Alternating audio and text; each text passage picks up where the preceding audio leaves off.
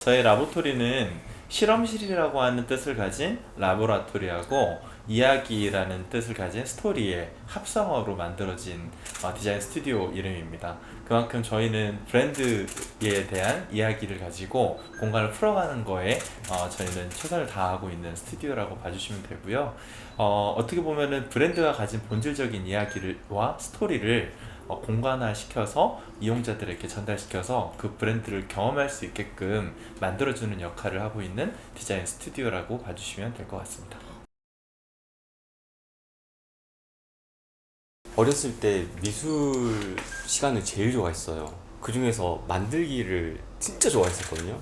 그래서 아기 때부터 레고를 사달라고 그렇게 떼를 제가 썼대요. 비싼데. 그 레고 만드는 시간 동안에 제일 즐거웠던 게 상상하는 거였어요. 제가 경찰관도 돼보고, 소방관도 돼보고, 그리고 해적도 돼보고, 그런데 경찰관을 만드는 경찰서의 공간을 상상하게 되잖아요. 소방관이 됐을 때 소방서도 상상하게 되고 해적서를 상상하게 되고 그 공간에 대한 상상을 계속 꿈꿔왔던 것 같아요. 근데 그게 좀 자연스럽게 이루어져서 내가 만약에 저런 공간들 혹은 어떤 공간들을 만드는 사람이 되어보면 어떨까라는 고민들을 항상 안고 있다 보니까 좀 자연스럽게 공간 디자이너가 되지 않았나 그런 생각이 듭니다. 디자인을 시작한 계기라고 한다고 하면 어떤 우연과 인연 같은데, 저희 아버지가 어렸을 적 학창 시절에 그림을 그리셨어요. 그런데 집안 사정과 어떤 현실적인 이유 때문에 이제 그림을 그리게 못하게 되시고 이제 현업으로 뛰시느라 몫으로 전향을 하셨어요. 근데 그런 것들을 듣고 자라왔다 보니까 그런진 몰라도 제가 초등학교 전에 미술을 하고 싶다라고 부모님께 말씀을 드렸어요. 그랬더니 아버지가 내심 좋아하시더라고요. 그러더니 자기가 예전에 그림을 그리지 못했던 꿈이 있었다라고 했던 말이, 그때는 그게 그렇게 느껴지지 않았거든요. 근데 나름 그 그림 그리는 것도 너무 좋았고, 그리고 나름 열심히 잘 했어요. 그러고 나 보니까 미래 입시도 하게 되었고 공간 디자인과에 들어와서 지금의 이 전공을 하고 있는데, 돌이켜서 생각해 보니까 예술을 근간으로 한 미래에 진학을 했고, 그다음에 목수의 기반의 틀을 갖고 있는 공간을 하게 된 거예요. 아버지가 하셨던 것을 그대로 이어받아서 하고 있었던 것을 제가 바라보면서 되게 큰 의미를 또 느끼게 됐었어요. 그래서 또 한편으로는 제가 지금 어린 자녀 두 명이 있습니다. 그래서 그 두 명의 자녀가 또 본인의 아카이브를 어떻게 쌓고 어떠한 이야기를 만들어 갈지, 이 질문을 보고 되게 궁금해지는 대목이었어요.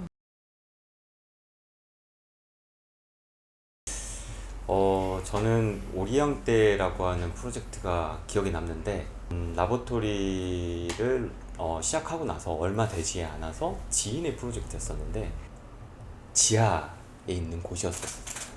거기가 철물점이었었거든요. 항상 가던 곳이었어. 근데 그곳을 저희한테 의뢰를 맡긴 거예요. 근데 그 당시에 뭐 디자인 정체성이나 저희가 디자인 언어나 혹은 우리가 어떻게 디자인을 해나가야 될지 얼마나 확고하게 있었겠어요. 근데 지금도 배워나가는 과정인데 그게 하얀 트레싱지를 팍 피고 이제 스케치를 해나가고 설계를 해나가는데 막막하더라고요. 네, 두렵기도 하고 설레기도 하고, 그리고 그 클라이언트가 또 지인이다 보니까 그 사람의 기대치에 내가 얼만큼이나 도달할 수 있을까라는 걱정도 되고, 그래서 그 순간에 심박수가 와 지금까지 해왔던 프로젝트 중에 가장 많이 뛰었던 것 같아요. 그러니까 누군가가 바라는 것과 내가 도달하고 싶은 것과, 그리고 내가 나한테 그 만족하고자 하는 눈높이가 그 정도로 싱크를 맞추지 못하다 보니까 되게 힘들었던 과정이었었어요. 근데 그걸 이겨냈어요. 이겨내가지고 결과로 만들어냈는데 그 결과가 해외 매체에서 수상도 하게 되고, 그리고 하이피스트라고 하는 패션 쪽에 굉장히 유명한 매거진에 한국에 직접 찾아와서 그 공간을 방문하고 거기 인스타그램에 그냥 기재가 되고, 그렇게 된 좋은 결과가 있었던 적이 있는데 그때 그 감정들이 지금도 남아 있는 것 같아요. 그리고 매 프로젝트 시작할 때 다들 그 기대도 되고 설레기도 하지만 두려움도 있거든요. 누가 저희 그림 그릴 때 백지장 탁 펴고 선 하나 이제 긋기 시작하려고 하면은 너무 어려워질 때가 있잖아요. 그래서 분명히 그런 부분이 있을 텐데 그런 걸 헤쳐나가면서 그 좋은 결과를 낼 때마다 그런 희열감과 보람을 좀 느끼는 것 같아요. 그래서 그 프로젝트가 가장 기억에 남는 것 같습니다. 제 은사님의 미술학원을 설계하고 그리고 공사를 했던 기억이 나요. 대전에 있는 프로젝트였었어요. 근데 미술학원이라는 게 사실은 제가 입시 때 생각을 해보면 그림을 찍어내는 공장이었거든요.